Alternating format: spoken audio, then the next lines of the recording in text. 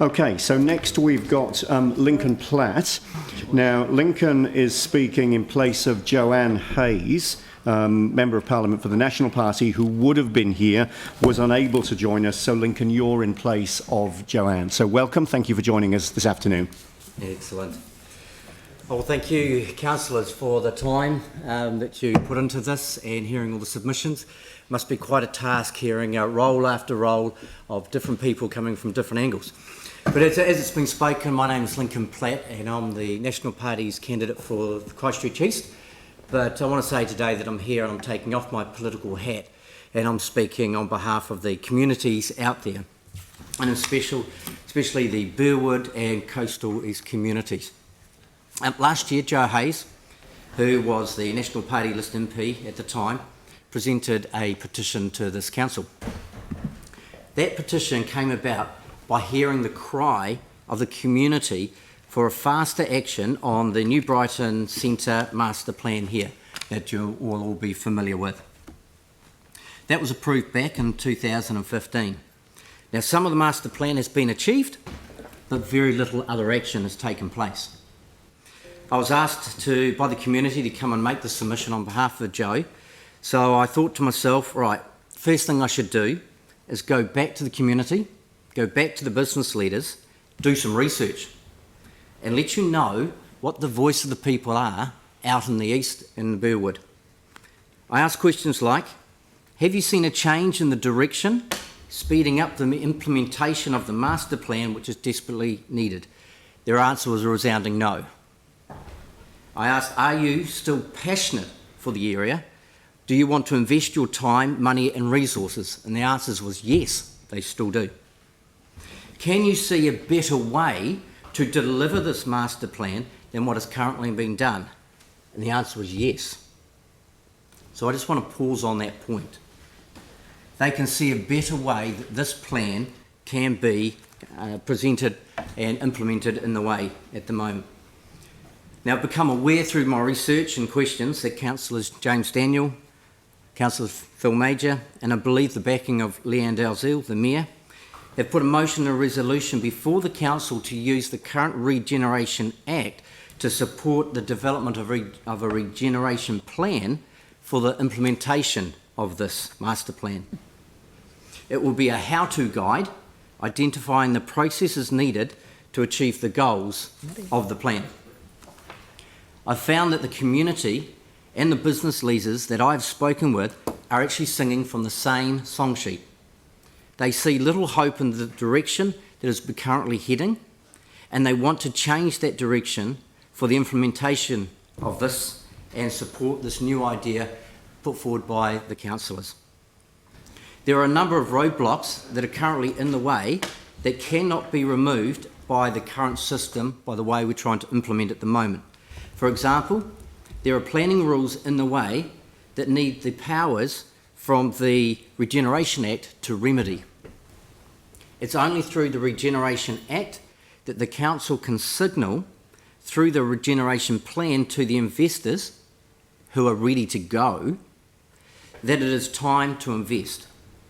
The regeneration plan would give certainty to those developers who they will start putting their plans in place. Now, we all know, we've heard it spoken many times, that you've got a very difficult task on your hand with COVID-19 and looking at the budget. The council is looking at all avenues to reduce cost and delay capital spending where possible. But the Burwood and Coastal community is asking that you don't cut out the small cost of the seed money needed to get this regeneration plan done, and also the seed money that is needed to start the projects. We know that planning takes time, and often far too much time.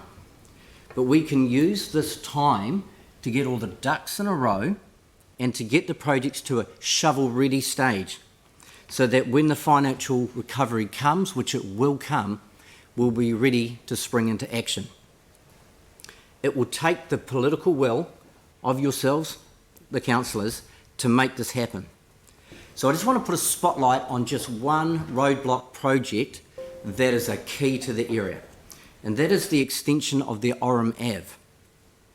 Now, what that's planning to do is take some of the main street, which is running east and west, and provide a north-south access so that we can have more businesses on that access, which will provide protection from the easterly wind.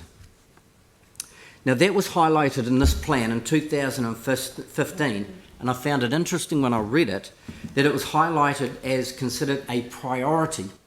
It was also highlighted that funding was already allocated in the 3-year plan, and yet the land remains unpurchased. Nothing has happened on it. It is one of the major roadblocks to actually getting that New Brighton Mall moving in the direction that this plan wants it to go.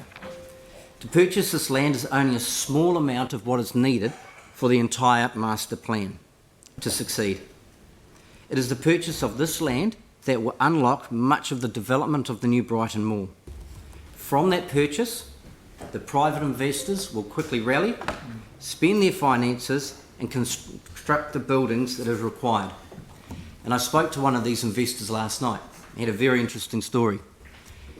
When it was signalled in 2015 that RMAV should be pushed through, he got busy on his own back and his own time, signed up 3 businesses that wanted to go into this retail area.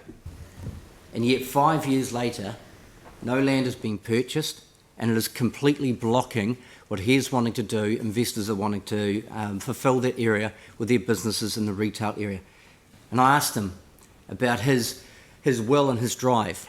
He is still itching to go. He still wants to do it. He's actually even offering he'll go and do it if he gets given the authority. Let's release this investor and others investors to make the change that we need. So I'm asking you in the annual plan to allow the seed finance for the purchase of the land and the funding for the regeneration plan that we want to put in place. So I'd like to finish by asking the councillors a favour. Not sure if people ask for favours, but I'm going to ask for one. I ask this favour of the councillors that are outside of the Burwood and coastal areas. The councillors, James Daniel and Phil Major, Mayor Leanne Dalzell, cannot support and deliver for their community what they were elected to do.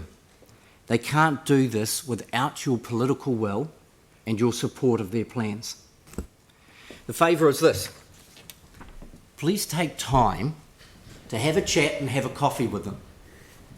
Find out just how much such a small amount of help and finances will unleash the community to move forward that is actually still recovering from the earthquake. You might not be connected to these wards and you weren't elected to represent these wards, but we find that you're in the position that you actually do hold the power to either stop the development of this community and build our community out there. You actually do have the power to support what we're doing out there. And my statement here at the end is quite simple. Our future is in your hands. Thank you for your time. Thank you. Now, you've left us a couple of minutes, so let's move to some questions. I've got Jake, Sarah, Tim. Jake. Cool. Thanks for that. James. I appreciate you've obviously done a lot of work brushing up on an issue that is probably quite new to you. I wanted to sort of get your opinion on glyphosate and also water charging. Obviously, so you're representing the east. That's an area that charge is going to kick in earlier than in other parts of the city. What are your views on those two issues? Well, see, I'll divert a little bit because that's not the reason I'm here for the submission. But on the glyphosate, I support the last submitter here, where they were saying that they want to use it for weed control so the biodiversity can grow. It's obviously a budget issue. I would hate to, and most of the community would hate to see that sprayed willy-nilly everywhere, but it can be used to control the pest weeds, which allows the biodiversity to grow that we do want.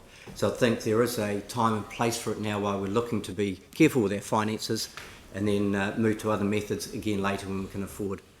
The water rates, we have got an issue. We've got a city that's growing and we've got an issue with water and water allocation. I do support the looking at putting in a control on how much we use and signalling to the community and even myself to change our practices on how we wash our cars and, as it was pointed out, washing down our precious driveways. So I certainly do support that to bring myself and others here into using water carefully and treating it as the precious resource it is. Because as we move forward and as the city grows and as it's predicted to be hundreds of thousands more in the future, it is a serious issue, and I think now is the time to signal being responsible with that resource. So, thank you.